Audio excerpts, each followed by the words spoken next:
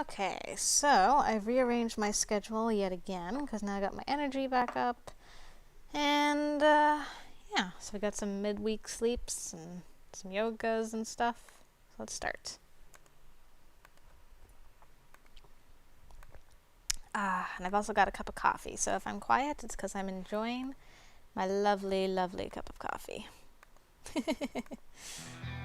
An event. Put the coffee down. Let's get to it. I've barely got the door open when I hear the yelling from upstairs. Uh-oh. Well, what did you expect was going to happen? You know the rules, Sally. Oh crap, I hope that isn't what I think it is. Come on, Dominic. Maybe I should get up there. Sally's going to need backup. I close the door behind me and run upstairs. It looks like everyone else was home too, as they're all watching the scene in the hall. Dominic is yelling at poor Sally while she clings to Vegemite. No, Sally, you know the rules. I walked you through them just like I walked everyone else through them. No pets allowed. It's rule number 2 for crying out loud. Oh yeah, because we've never broken a rule before. That's not helping your case, Sally. So what, you're just gonna kick me out on the house? Because I didn't want to see a poor puppy freeze on the street? One way or another, that dog is leaving this house, Sally. If you want to go with him, I'm not gonna stop you. Don't you think that might be a bit harsh, Dominic?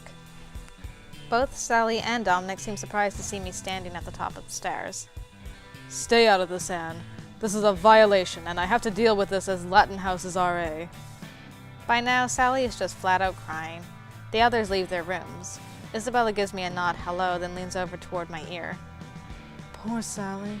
Dominic came home early and caught her bringing Vegemite back in from his walk. No way to back out of it now.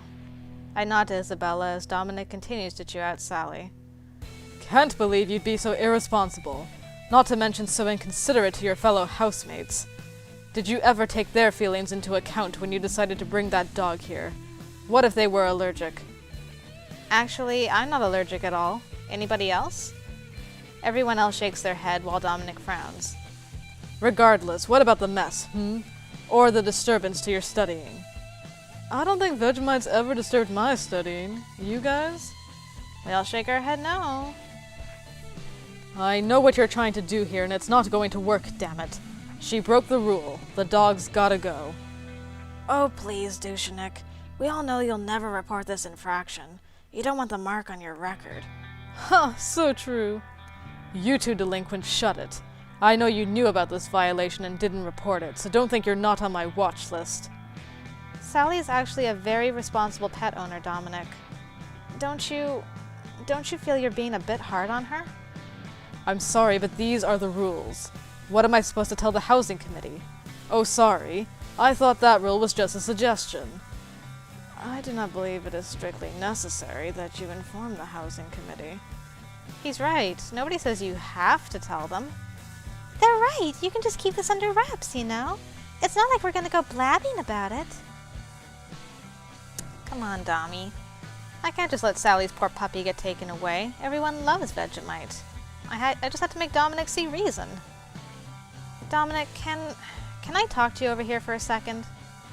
Anne, I have to deal with this. Well, this is what I want to discuss with you.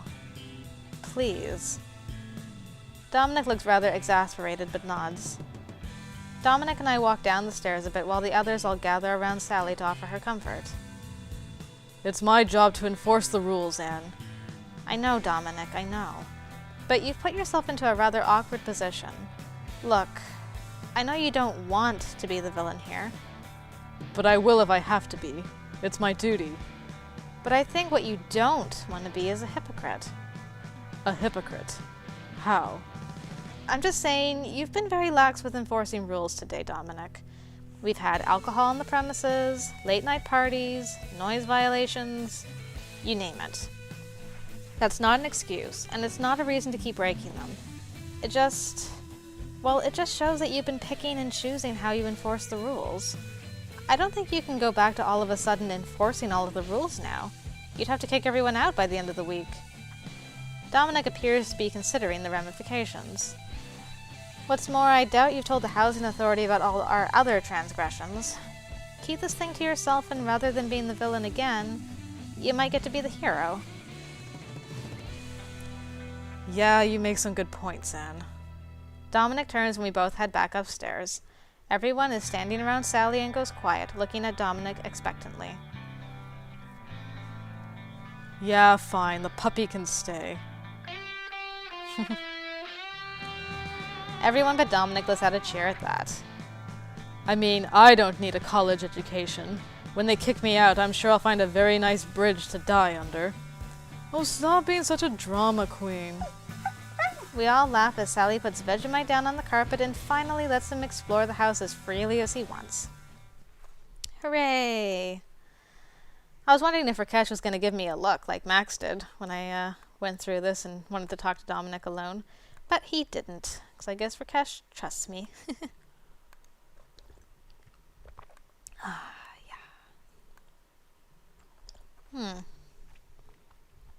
Another event. Thanks for keeping an eye on him, Anne. No problem, Sally. He's too cute to say no to. Just as Sally leaves, I hear a knock at the front door. I've got it. Oh, Carmen. Hey, what's up? Hey, Anne. I scored tickets for the big battle of the bands tonight. You want to go with? Sure. You know what? That actually sounds like a lot of fun. Thanks, Car. Of course, Annie Belle. This is going to be so much fun. Let's head out. I really couldn't tell you when we started using those nicknames, but Car is the only one I let get away with using such a silly nickname for me. Sometimes I think the only reason we even use them is because we know they annoy the other. Have you eaten? I'm starving. We hang out a bit, deciding where we want to go for food before the big event. A few hours later, and we're standing together at the head of the line, handing our tickets over to the doorman. Inside, the room's been set up with a sort of stage area behind some curtains. It's a fairly amateur setup, but I think that might be the point. As soon as we get inside, Max made a beeline for the sign-ups table. I was actually a bit surprised they were still accepting sign-ups. Apparently it's a bit like an open mic. They wanted it to feel like anyone could challenge, so... He shrugs nonchalantly as he signs in his own band. Wait, don't you need Memphis and the others here? Oh, they're out back. I'll sneak 'em in during setup. You really are a terrible cheat, you know that? Who's cheating? They want to find the best band, I'm going to bring it to them. Seriously, you're awful. Well, I at least hope there's some good competition for you. Ha, me too. Any star can shine in the dark. It's the ones that shine in a bright sky that you really gotta watch. Is that one of your lyrics? Anyway, let's get up to the front. We push our way through to the front of the crowd, waiting for the show to start. Suddenly, the lights went down and we all looked to the front of the room. Welcome, ladies and germs, to tonight's big battle of the bands. I hope you're all ready to rock. What the hell is he doing up there? Crap, this could be bad. You're already signed up, so there's no going back now. Let's just enjoy ourselves while we can. Max looks at me and smiles, nodding genially. Chad introduces the bands as they come up. Most of them are all right, though Max keeps rolling his eyes at their songs. I elbow him a couple of times, but overall we have a fun time. He even grabs me to dance for a few numbers. It's all very fun. Once he stops being a snob, Max is actually very sweet to me. He even keeps his eyes on me the whole time, even with all the other pretty girls around. Then again, maybe I spoke too soon. As we're dancing, I see his eyes go over my shoulder and a wolfish grin cross his face. Well, aren't I a lucky guy? I'll say, hey, cutie. I grin at Isabella in relief, mostly glad it's someone we both know. Actually, this is perfect timing. I think I remember these guys from the sign-up sheet, which means I need to get backstage. Take over for me? You got it, Chief. I'll leave her virtue mostly intact for you. Mostly. Just take pictures. I smack him playfully on the shoulder as he grins and runs off. So how did Chad end up hosting this thing anyway? Oh, one of the other student council members got sick. Ah. Well, that explains everything. We both watch as Chad approaches the mic to introduce the final band. We grin at each other, realizing that we know what Max is about to do. Woo, yeah, people, party it up. All right, we've got one last band, so I hope they can bring as much noise as our previous ones. Please welcome to the stage, Back Alley Flash. As Max approaches the stage, a glimmer of recognition flashes across Chad's face, followed almost immediately by a glower. Max had better wow this crowd if he hopes to overcome the obvious judge bias. Before Chad can say anything else, Max snatches the mic away from him. All right, people. I hope you've got some gas left in the tank, because we brought the matches. What say we set this night on fire? Woo! Max's band bursts into their set. Their music is great, as always, and the whole crowd is jumping and dancing along. Isabella grabs me, and we bump and jump for a while, right along with everyone else in the excited crowd. A few songs later, and the whole band takes a giant bow. The curtains close, and we can hear the sound of the equipment being cleared off. Everyone else in the crowd starts chanting "Encore" over and over while they're cleaning up. Finally, with the stage clear, Chad comes to the front of the stage and looks out over the crowd. I guess we can tell who got the popular vote. Unfortunately, by judge decision, I'm afraid that Back Alley Flash is going to have to be disqualified. It's heartening to hear the crowd booing Chad. Look, I'm sorry, but we have it on authority that Back Alley Flash is a professional band under our rules.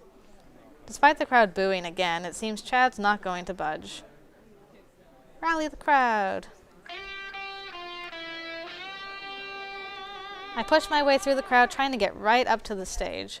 Chad and Max are arguing a bit, but the mic is off, so I can't really hear them. I try to yell at Chad, but I don't know if he can hear me. This isn't fair. They were clearly the best band here tonight. I guess he could hear me, because Chad turns his attention in my direction. See? That's not the point. The point is that they broke the rules of competition. Oh, please. They've barely had any gigs. They're good, but they're not professional. I don't remember you getting elected to the committee, mouse girl. What did he call me? I furrow my brows and turn myself toward the crowd. Wasn't Back Alley Flash the best band tonight? A few of the people around me nod and a few cheer, causing a ripple of cheers to go through the crowd. I start chanting the band's name over and over. Soon the crowd has picked up my chant and we're all crying out for Back Alley Flash. Max looks pretty smug up there, but I still feel good about helping him. Chad looks annoyed as he looks out over the audience. Finally, as the chant reaches a crescendo, he throws his hands up. Fine, whatever. You want to cheat poor up-and-comers for this sleazeball? Whatever. There's a bit of laughter over his announcement, but mostly everyone's busy clapping. The Back Alley Flash chant quickly fades from simply calling their name to calling for an encore. Max takes the mic again and launches into a new song for the crowd. For my part, I can't believe I just led a crowd in a chant. I don't know what came over me, but that's for later. For now, I'm just having too much fun. Well, that certainly happened. Rolling in bed. Nice try. C. Hey, Rakesh, you went to the theater with me? Looked like he was wearing his scuba outfit. Actually. Weird. Okay. We need more sleep in our life, apparently. What ought to do it? Probably. My goodness, we've got so much stats. It really helps when you can do, like, alternating jobs back and forth. Yeah, I guess we'll just start again.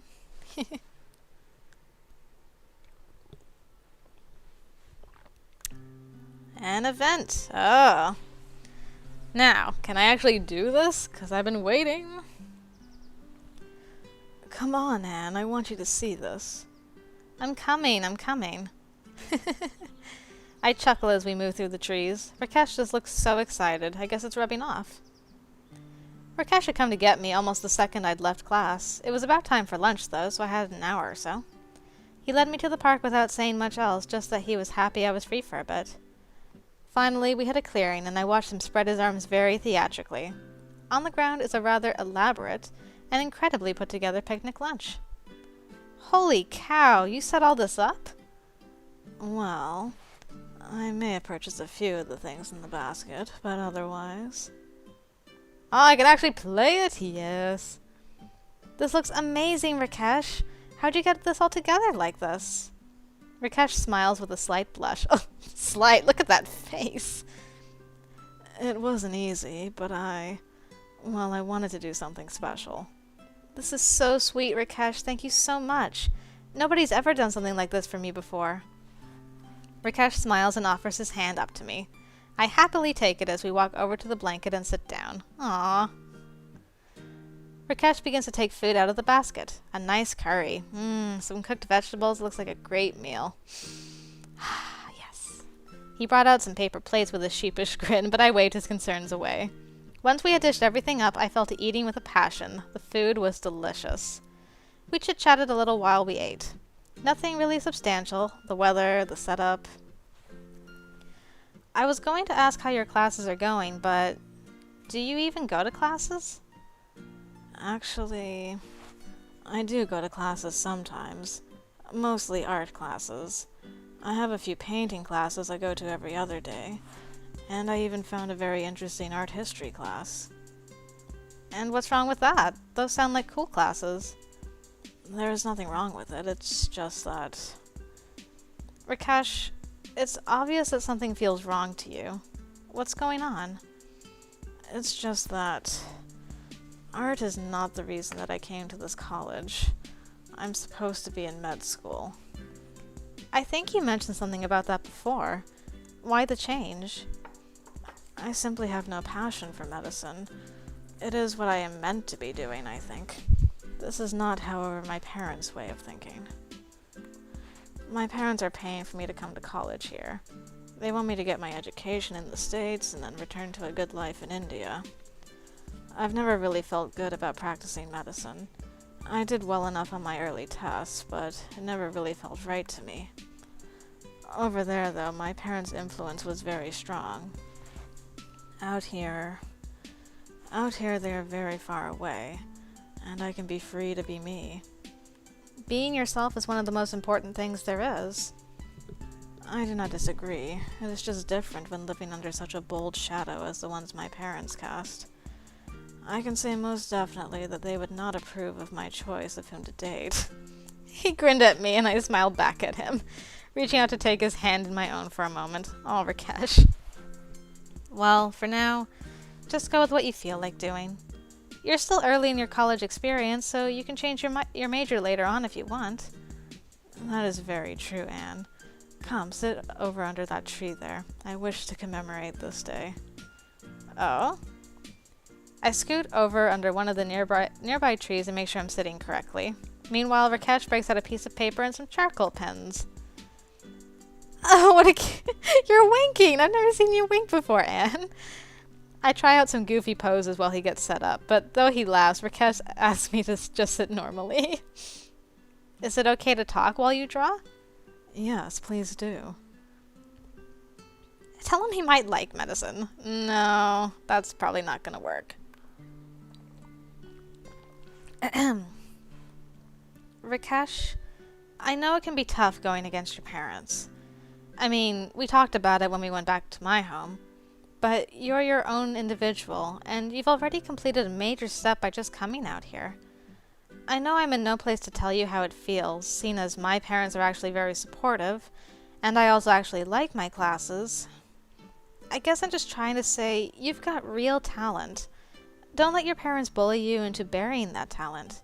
You know what you want. Go after it. Rakesh's eyes stay on his drawing for a few more moments than they had been before. A smile creeps onto his face, just tilting the edge of his mouth. Thank you, Anne. Ah, you talented man, you. I appreciate your help, Anne. I really do. Moreover, I appreciate you modeling for me. Here, I think I have sketched the base. Come see. I get up from my place and go to see what Rakesh has put down. It's a beautiful drawing. I can't believe he's gotten my likeness down so well, and so quickly. Oh, Rakesh, I love it. It's beautiful. Come on, let's clean up here and we'll get some dessert. My treat, okay? Yes, that sounds wonderful. Oh, you two are just so adorable together. Just stop.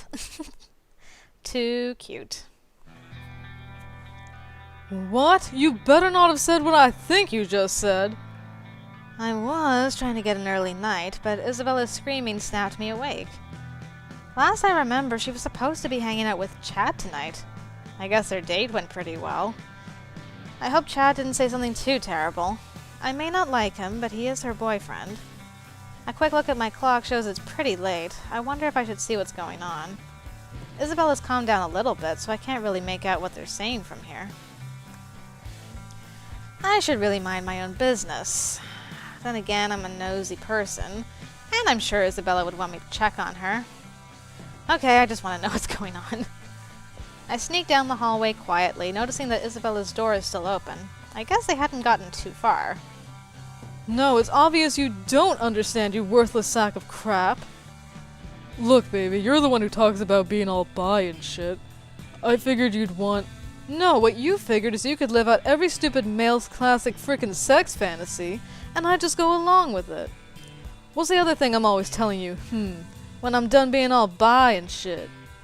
That I'm monogamous! I'm not some party girl to bring to some damn frat house gangbang! Izzer, you know those don't exist. I don't care, you freaking Claude! Just get out! Get the hell out! Come on, look, maybe you weren't ready for it, and I'm sorry for that. I don't think they can see me when I peek around the corner, but apparently Chaz sees the same expression I do. He shuts up almost mid-sentence. I don't think I've ever seen Isabella look so furious. When she does talk again, it's almost in whispers. What part of get out was lost on you? I pull back from the door just in time for Chad to come brushing past me. Out of the way, Mouse. Scurry back to your hole or whatever. As I hear the front door slam, I find myself unsure of what to do now. Whether I should go to Isabella or let her have her privacy. It's okay, Anne. I heard him talking to you. Just come in here.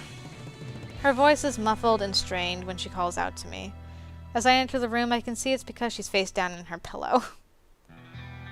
Close the door, would you? I close the door behind me as I head over and sit on the bed near Isabella's feet. So, how much did you hear? Enough, I suppose.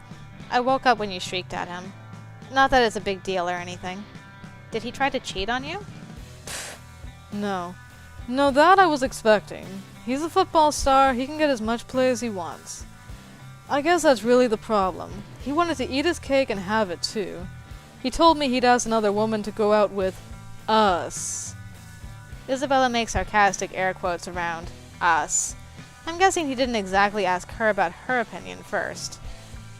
That pig! I can't believe he'd do that. How completely disrespectful and rude. I know, right? After you opened your heart to him, he just had to be such a pig. Sorry, it's just ridiculous and terrible is all. You don't have to tell me. Have you ever actually had a threesome? Who would say that?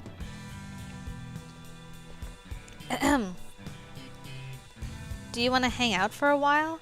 I mean, if you need to talk about anything, I'm here for you.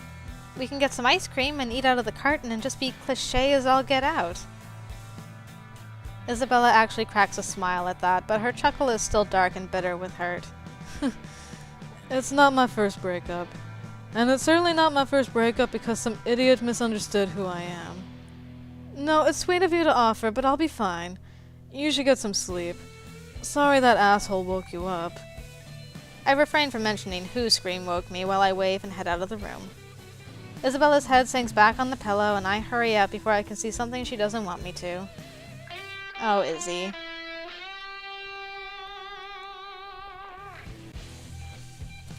I head back to my own room and try to get back to sleep. Hopefully Isabella will be okay. Oh, it'll be okay, Izzy.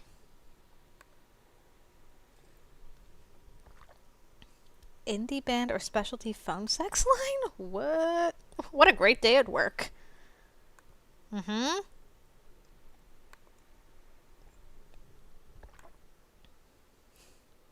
A C for you, sir. Let's see. Going to class.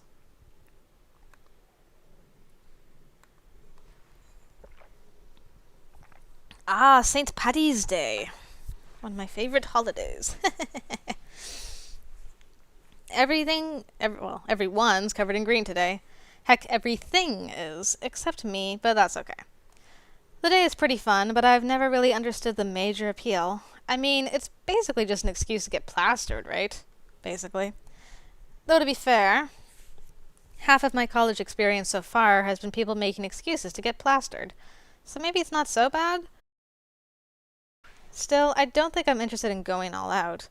I thought about putting on a green ribbon or something, just so I didn't stick out, but decided against it at the last minute. At any rate, I'm sure the folks at Latin House are planning some kind of big blowout bash, regardless of Dominic's desires, of course. I've been in my room the last few hours, wondering if I want to try to sneak out before it gets started. No. I consider heading to the library, but I don't want to be out on the streets with all the drunks around. At least around here, the drunk shouldn't be behind a wheel. I spend the next hour or so doing the last of my schoolwork. I'm sure I won't be getting a lot of it done the next few days, for any number of reasons. And I have to admit, it might be nice to be silly with my friends for the night without worrying about unfinished schoolwork. When I hear the knock on my door, I'm ready for whatever the night holds. Hey, Anne. Isabella says she's got a whole slew of games for us tonight, so you should get your ass in gear before I drink all the good booze. Given how mopey Isabella's been since she broke up with Chad, I'm surprised she's this invested in St. Patrick's Day. Maybe she's just using the party as an excuse to get over her ex-boyfriend. Good as an excuse as any, I guess. I follow Rakesh down the stairs, where I see that the crew has been busy. There are cards laid out, green beer, and some kind of green punch in a giant bowl, as well as some Irish music. Is that punch okay to drink, Isabella? It'll put hair on your chest, then knock those hairs out and grow all new, stronger super hairs. Max got to the punch ahead of me, and I'm pretty sure he's spiking an alcoholic drink. Also, I think there's steam coming out of that flask. Why is there steam coming out of that flask? Isabella just smiles, missing Max's interference entirely. She blithely fills a cup and hands it to me. I eye the drink suspiciously, giving it a test sniff. I immediately regret it, reeling back as I feel my nose hairs burning off. Where's Dominic? I'm surprised he let you get away with this. Isabella just grins and points over to the study nook. Sitting there, tied at the wrists and ankles, wearing a blindfold and gag, is Dominic. Hanging around his neck is a sign that simply says, "Kiss me, I'm Irish." I'm surprised to see him trussed up so badly. No, this is perfect, see? This way he has plausible deniability if anyone finds out about the party. Not his fault he was tied up. By desperados. Everyone laughs at that. Well, everyone except Dominic. Enough of the small talk. Tonight we test the luck of the Irish. Wait, which one of us is Irish? Quiet, you! First, pin the shamrock on the leprechaun. The alcohol starts flowing early and freely. I try to take it easy so I'm not totally smashed too soon. Just having little sips of whatever mega booze Isabella created is honestly keeping me in a consistent buzz. Luckily, Isabella's games begin to take progressively less skill, and progressively more drinking. We play a bunch of different silly party games with drunken penalties. Isabella even got her hands on a snake-shaped piñata. When we finally managed to drunkenly beat it open, it was full of Jell-O shots in little plastic cups. Turns out Rakesh had actually made it special. Finally, after a while, we're all sitting on the floor around the study nook. Dominic continued struggling to get out of his bindings as we started playing a simple game of truth or dare. Okay, I choose Sally. Okay, dare. Oh, you should let out the loudest belch you can. What? That's gross, Rakesh. Too bad you have chosen to be daring. Sally takes a drink of the punch, weaving in place a little before taking a deep breath and letting out the smallest burp any of us have heard. Everyone laughs as Sally turns bright red. I can't just burp on command. Shut up. Whatever, it's my turn now, so shut up. Sally turns toward me with a wicked look in her eyes. Okay, Anne, truth or dare? Oh, I have the dare option this time.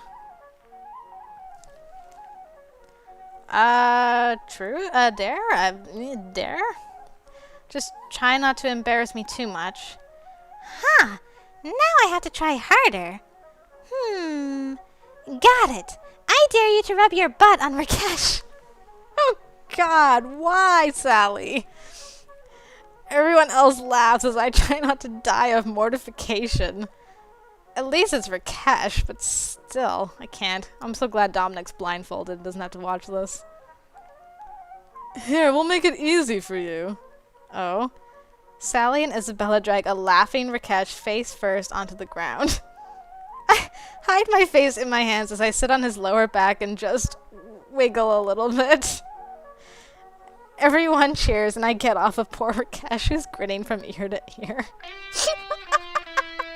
Oh, you liked that, did you? All right, nice one, Anne. Your turn now. Finally. Okay, I choose Isabella. We continue around the circle like that for another few hours. In the morning, I wake up in my own bed, feeling like death is trying out a new drum solo behind my sinuses. I can only vaguely remember making my way back upstairs, but everything feels fuzzy. I head downstairs towards the kitchen for a bit of water, only to find everyone else standing at the bottom of the stairs. I go down to them and look in the same direction and my jaw hits the floor. Don't tell me. We never... Sitting in a chair in the study, silently fuming, Dominic waits to be untied. Not it! Luckily, when it was all over, Rakesh lost the rock, paper, scissors contest. The rest of us were well on our way to Isabella's cafe for some morning coffee before Dominic finally got set free. Sorry, Rakesh. What can you do? Oh, another thing. Yes, that's why I need your help, Anne. I cannot paint all these flowers by myself in one night. You probably shouldn't be painting those flowers at all, you know. They're in a park, Rakesh. Isn't that illegal? I am nearly positive that it would be viewed as a public service. And that's why you're adorable. Oh, what the hell. Let's go. Perfect. You will want this domino mask. Where would you even get one of these? I don't even have the option to skip it this time. That's awesome. I'm really not sure how he talked me into wearing a mask, but 4 hours later, every flower in the park is painted some virulent striped pattern. Blech. The overall effect is actually a little breathtaking, even if it's incredibly farcical. For Cecile, I mean. Mostly I just enjoyed the excuse to be with Rakesh for a while. The next morning the park was mentioned on the news. There was a lot of laughter, and I was mostly just glad the police weren't looking too hard into it.